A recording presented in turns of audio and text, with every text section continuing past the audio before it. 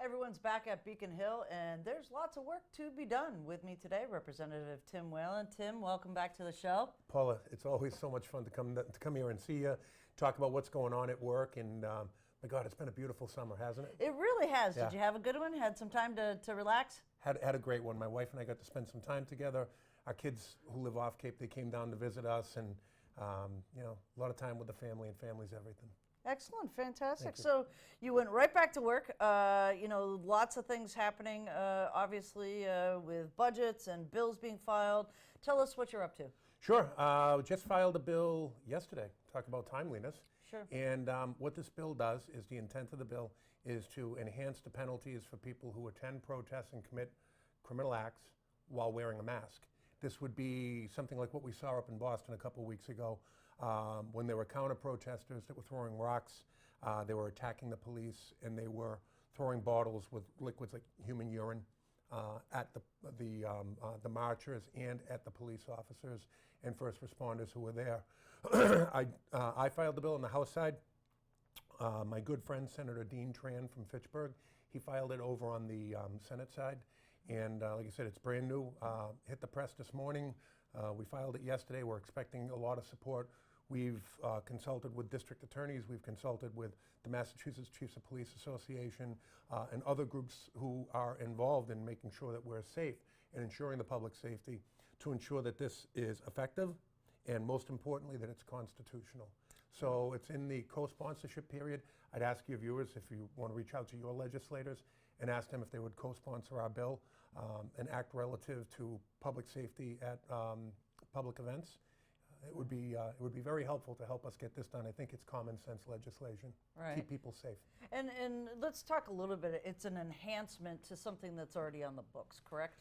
Well, what it is if you throw a rock at someone, there's already an offense for it. So what Right. we're doing is we're adding an additional fine that if you do that while masked at a public event, that there would be an enhanced penalty. And I believe off the top of my head, it's a $1,500 fine and up to 1 year in jail. Okay. There are different stages based upon the severity of the crime. And there's precedent for this because already, having learned this from my years in police work, if you commit armed robbery while masked, there's an enhanced penalty for being masked while committing that armed robbery. So this is not, virgin territory that we're entering here. There's already precedent for it in state law. And Senator Tran, who did an awful lot of work on this, him and his staff, they went and they researched like statutes in, I believe it was about a dozen other states. So okay. I think that we're well grounded on this, and now we just need the support to try and get this done, and let's keep people safe. Right. And I have one other question on that, too, Sure. with this particular bill.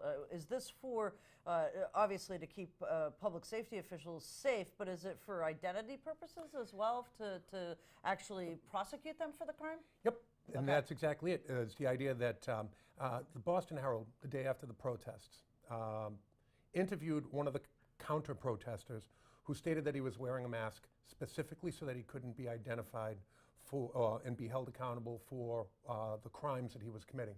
When you give someone that sort of anonymity, the lid just gets blown off on the level of criminality and violence that they're willing to bring forth, and it results in injuries or worse, results in damage to innocent person's property.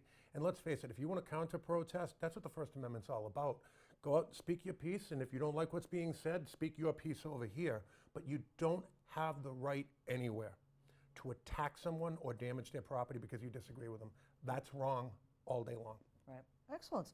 And then something that obviously is near and dear to our veterans community, there's a bridge naming. Yes.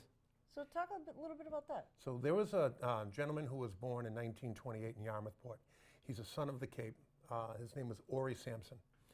Corporal United States Army in 1952 while serving our great nation over in North Korea. His unit was overrun by Chinese troops, and he was never seen again. Wow. He was declared missing in 1952, and he was declared presumed dead, presumed KIA in 1953. So a number of folks from AMVETS Post 333, of which I'm a member, they came to me and they proposed the idea of naming the bicycle bridge in South Yarmouth, which it goes over Station Ave, naming it after Corporal Sampson And when they came and they explained to me the story of Corporal Sampson, and he still has family that lives here locally on the Cape, it just seemed like the right thing to do. We can never forget the service of our great veterans and those who have fallen in the field of battle, and we certainly can't forget those whose remains were never brought home to their families. And this seemed it was a forgotten war, the Korean War. Our MIAs are too often forgotten. This is a way to bring that back out. Call attention to this brave man, Corporal Sampson's service on our behalf, his sacrifice, and let him and his family, let our veteran community know that, and those who are actively serving, that they will never be forgotten. Right. And to name bridges like that actually is a bill filed to do that? Yep. So we filed the bill about a month and a half ago, and we're just waiting for it. It was assigned to the Joint Committee on Transportation, and I have a number of good friends over there who I have really solid relationships with, built on trust, and I'm going to be lobbying them to see if we can get this scheduled for a hearing. We'll open up the invitation to the family members or members of the veterans community to come up and testify if they choose to, and we're going to hopefully get this thing done, and let's get this bridge named for a brave American who gave us all on the battlefield on our behalf. All right, excellent. And then budget. It seems like being in municipal government, that's all we ever do is talk about budgets, because the cycle even here at Town Hall, we're already into the 2021 budget, 2020. It's a never-ending cycle, but we've passed a budget, but now there's a supplemental budget. Tell us a little bit about that. The words of Roger Waters and Pink Floyd, money, money, money, rings true. When you're in the government business, it's all about the money, and it's the people's money. It's not our money, it's the money, it's the hard-earned money from the taxpayers. So we have to manage it as best we can. And what's happened is, in FY19, the state just saw an awful lot, basically a windfall in taxes come in. The economy is booming. Because of that, the stock market's going great. Capital gains taxes, employment taxes, unemployment's down, everything's moving. The Commonwealth took in close to somewhere in the ballpark of $1 billion in additional revenue above and beyond what our initial revenue projections were for FY19. So we have a closeout budget that we're in the process of working on right now. The closeout budget, it's somewhere in the area of about $600 million, and about half of that or so is slated to go to the rainy day fund, which will get our rainy day fund north of $3 billion, or at $3 billion. That's going to be important to save money, to keep our bond rating as high as it is and keep it up there. That saves us a ton of money. There's also going to be some income tax deductions that we're proposing, that the governor's proposing going forward as well because of these revenues that are coming in.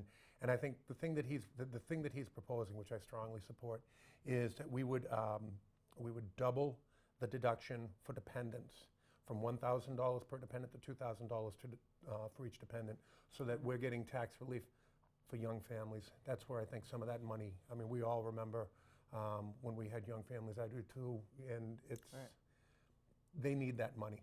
The other thing that we're looking to include in here as well, and you certainly can't count your chickens before they hatch, is we've taken